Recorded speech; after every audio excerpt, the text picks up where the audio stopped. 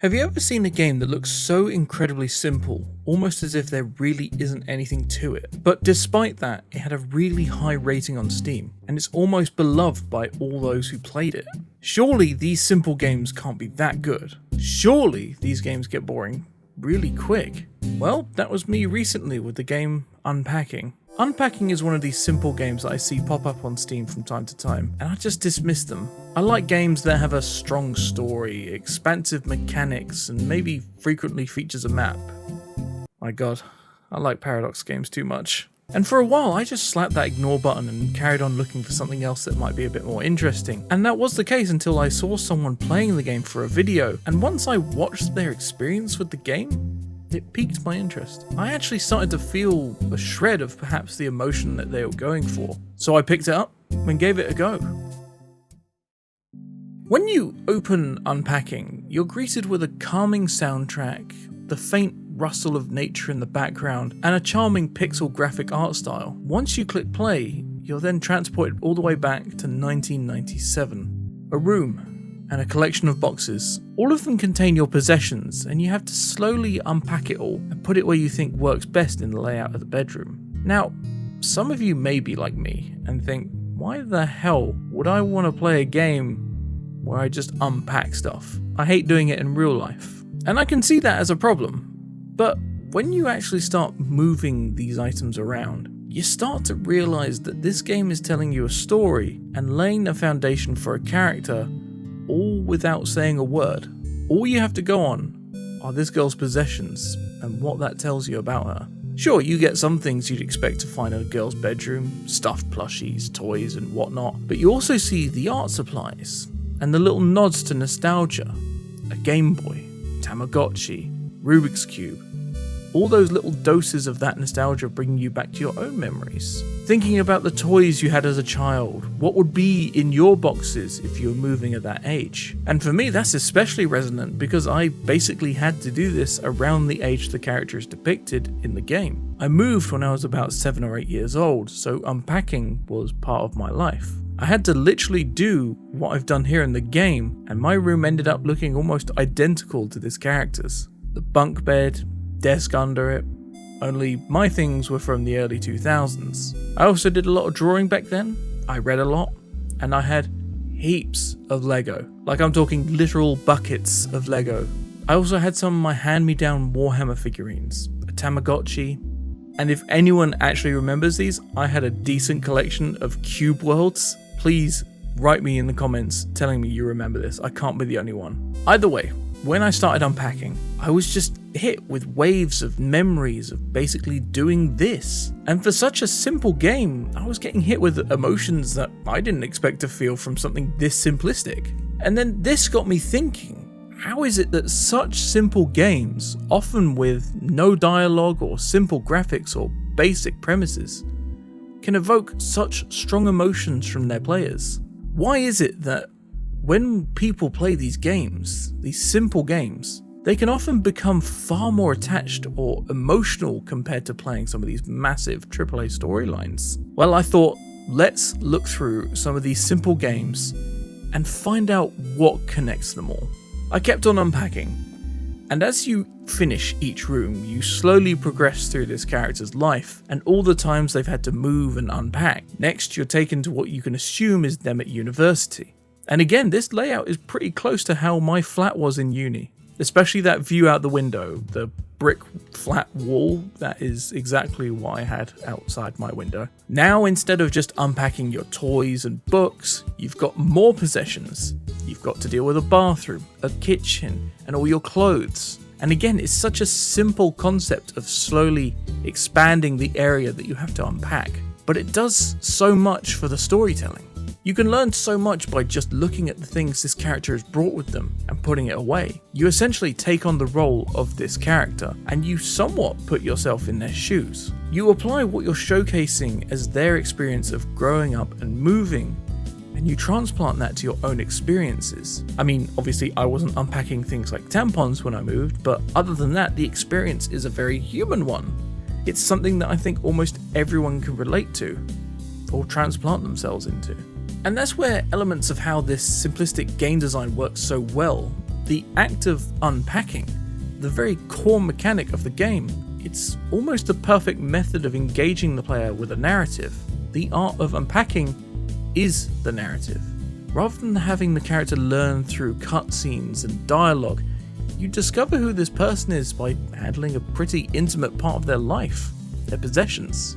Sifting through all these things tells you all you need to know about the main character, their interests, their style, their ambitions, where they've been and where they're going to. And the other thing about this game design is that it trusts the player to know what they're doing and what they're handling. The game doesn't need subtle hints popping up in dialogue boxes or anything like that, and it doesn't want the player to be overstimulated too. It slowly engages the player across multiple levels, slowly increasing the number of rooms and items to unpack, expanding on the story and the character across a couple of hours. There are no points, no flashy graphics, no voice actors, nothing to push you forward but your own curiosity. And somehow, that's enough. You don't want to keep playing Unpacking because you feel like you have to. You keep playing because you want to. I wanted to keep playing because the game was so relaxing and unobtrusive. Because the environment and playstyle allowed me to just forget the world for a bit and escape. In a world of hyper-competitive systems and non-stop sensory noise, Unpacking feels like a soft place to land. It doesn't demand anything from you, it just invites you in. And I think that will be a winding thread weaved between almost all these simplistic games. The lack of overstimulating modern mechanics that often suck you in. You feel like you can just let your guard down, empty your mind and just unpack some boxes. You don't have to worry about a high score. You don't have to worry about daily logins or quests. You just get presented a series of rooms, some boxes, some possessions, and that incredibly relaxing soundtrack behind it all. But not all simple games tell their stories through stacking shelves and unpacking boxes. Some evoke other emotions, so not necessarily those relaxed, simple vibes. Some like to invoke that childlike wonder, that other strand of nostalgia in its purest form. And personally, no game does this better than Minecraft. Just a reminder, if you're enjoying this video so far, please click the like button and hit subscribe so you don't miss out on more content like this. Right, back to the video. This will not be the first time I've talked about Minecraft. One of my very first videos, in fact what I would consider my first successful video, was talking about the evolution of Minecraft and why it's such a standout game. But today I want to talk about a specific avenue with Minecraft.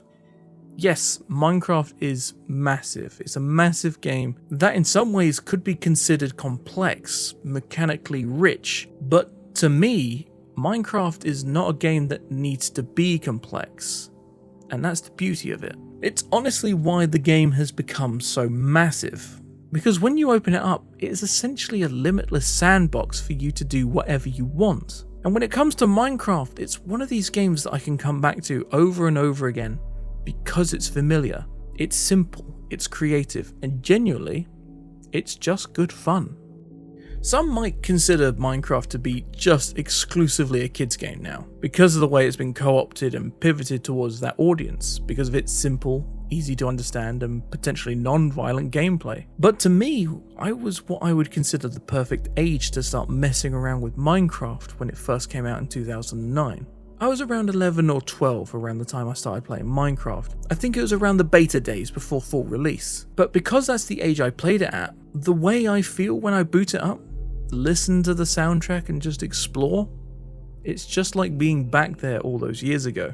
And that's the difference I feel between Minecraft's simplistic experience and other small titles such as Unpacking. It's not necessarily the experience of transplanting yourself into a new role with a story to unfold, but instead it's an experience that transports you back to your own experiences. You relive that childlike wonder of experiencing the game for the first time, and because Minecraft in a lot of ways has stayed the same, with the same core loop but just adding in new areas, mobs and bosses, I feel you can just shut your brain off to the external pressures present in your mind, and that first note of the soundtrack just sends you back to a simpler time.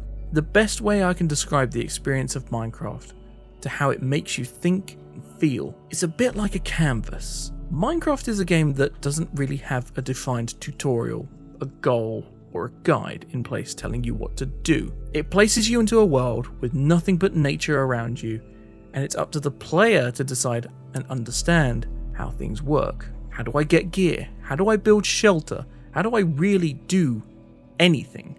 What the game has you do is explore, uncover different resources and creatures, build a house, or a castle, or quite literally anything you can imagine. People have built working computers in Minecraft, for God's sake. But through all that, your first experience, you've made your first brush stroke on that canvas, and then the second playthrough, some more paint, and so on. And then you begin to take inspiration from yourself, your past attempts, and perhaps others around you. And by the time you are where I am now, that canvas is dense, filled with all these little colours and strokes that remind you of times you've had in the game. You remember that time you first found diamonds.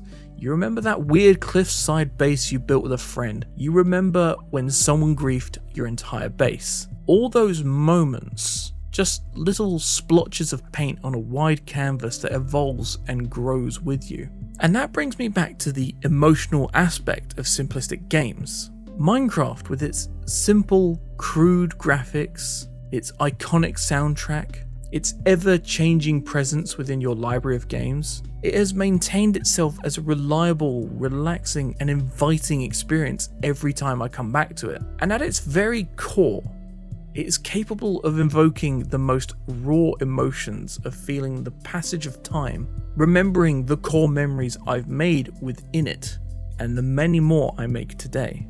Minecraft for me becomes the most potent form of nostalgia. Not because it's an older game now, but because it was my childhood.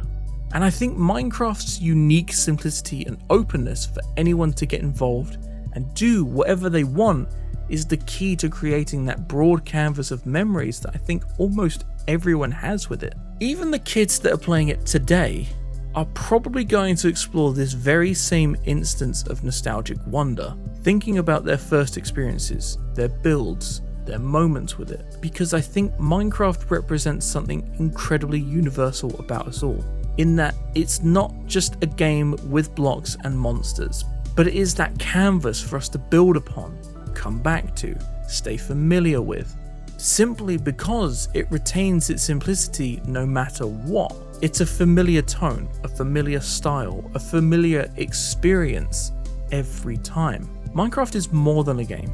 It's a shared memory space, a universal constant in gaming culture, not because it's old, but because it's always let us create something personal in a way that feels familiar, no matter when or where we play it. And that's why even today I come back to it and get the same emotional feel every time. A game that in some ways is just blocks and monsters can have such a profound effect on myself and literally millions of other players. It brings forth all those instances of wonderment and nostalgia to the forefront in ways that I don't think you could get from a more complex title from the same generation. But nostalgia and warmth aren't the only emotions that simple games can evoke. Sometimes simplicity strips away the noise, not to comfort you, but to confront you, to expose fear, sadness, and moral discomfort in ways that hit harder than any AAA title could. And that's where we turn to this war of mine.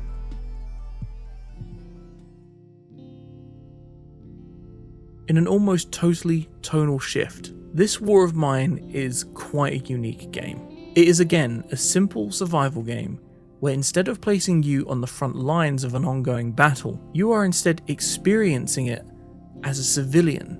This war of mine takes inspiration from the real history, such as the Siege of Sarajevo from 1992 to 1996, and places the player in control of a group of civilians, taking refuge in a partly destroyed house, and finding ways to survive in an incredibly hostile environment. The sound of shelling and combat in the distance, the incredibly muted colour palette, and the way the camera presents the area we control in this slice of urban chaos. All of it builds this dark and dreary atmosphere that puts you in the shoes of these people, worrying about how we're going to get our next meal.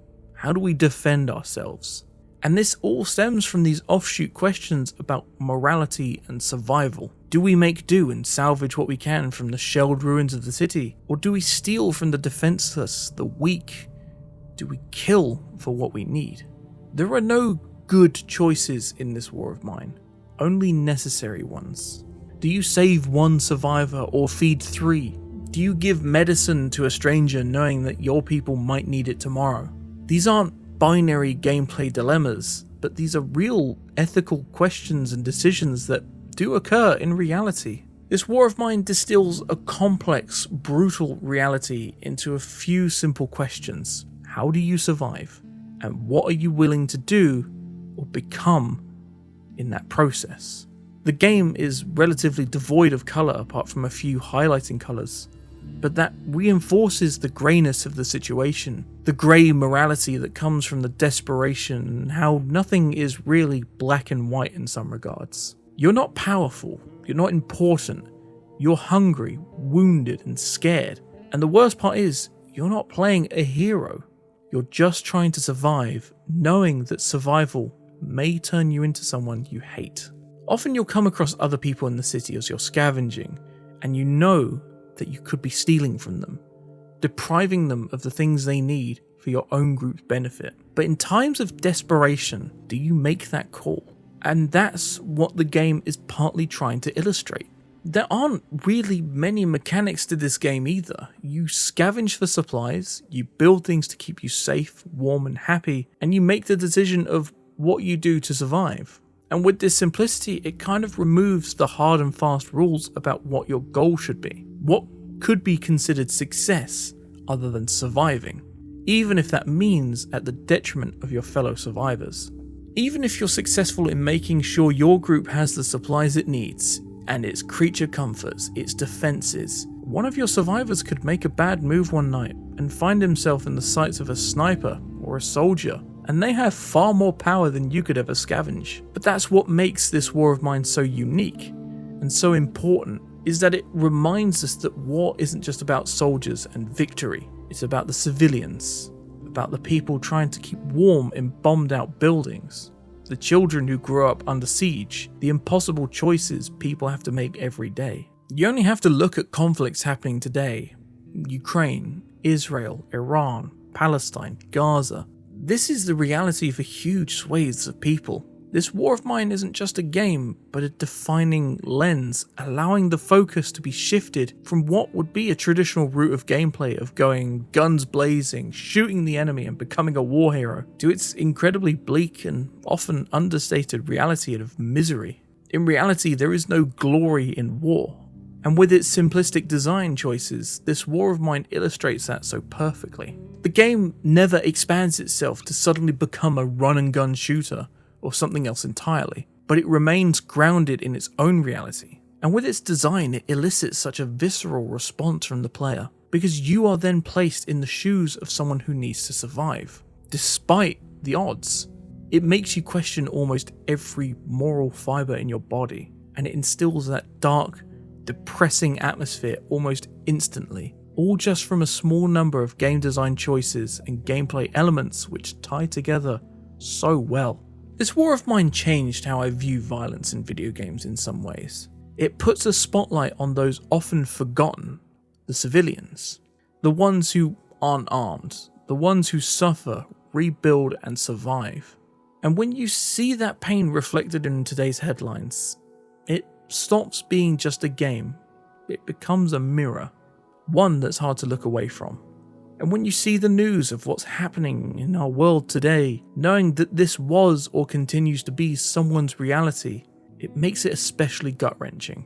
While this war of mine doesn't create the same emotional response as the other games I've talked about, where it's far more cheerful and light-hearted, its own side of showcasing brutal reality and making the player understand something that occurs in reality is in some ways far more potent. This war of mine doesn't ask you to fight, it just asks you to endure. It puts you in the shoes of the forgotten. And when you see the footage coming out of places like Ukraine or Gaza, it stops being fiction. It becomes a quiet, haunting echo of someone's real life. This isn't a cheerful or nostalgic emotion like the ones we've explored earlier. It's raw, it's heavy, but it's also necessary. Because in a medium where war is often gamified, this War of Mine strips everything away from that and says, look at the costs, look at who pays, and ask yourself, what would you do? When we think about games that leave a lasting emotional mark, we often look towards the big hitters. Cinematic storytelling, lifelike graphics, sprawling worlds. But over and over again, it's simple games, the ones built by individuals or small teams, using pixel art or minimalist mechanics that leave the deepest scars or the warmest memories. Unpacking, Minecraft, this War of Mine, these are wildly different games. One is a relaxing meditation on growing up, giving the player a carefully toned storyline to follow with nothing more than objects in boxes. One is a limitless sandbox where it has a long-standing history and given you, the player, a chance to explore, create, and fantasize in an almost never-ending landscape with no limits other than your imagination. And the other is a harrowing survival story in a war-torn city, presenting the player the difficult moral choices that people often have to face when their back is against the wall. And what binds them together is that they strip away excess. They remove the distractions, the flashy UI, the microtransactions, the progression systems designed to keep you playing. Instead, they gave you space to reflect, space to interpret, and space to feel. When a game isn't trying to do everything, it allows you to focus on what matters. And often, what matters most is you, your memories, your choices, your emotions. With their simplified visuals and mechanics, these games don't have to force immersion, but they instead invite you to step inside gently, and that's why it works. You take on the role as the main character. And where simple games lack technical flash, they more than make up for in other ways. A carefully placed object, beautifully timed musical cues, a wordless moment of understanding. These are the tools that simple games wield with surgical precision. These games spend the time crafting those perfect musical scores that fit their tone, the interwoven storyline that flows throughout a playthrough, and often with a single goal in mind: for the player to tell their story. These games look unassuming. You let your guard down. You don't expect a short pixel game about unpacking boxes to make you reflect on your childhood. You don't expect a block building sandbox game to become a time capsule for your adolescence. You don't expect a war survival sim to make you rethink how games portray violence. But they do. And they do it because they aren't trying to distract you with all the other bells and whistles that accompany a AAA title. Most of the time, because some corporate bigwig wants it in. These games perfectly craft their own narrative, focusing on the elements of game design that matter.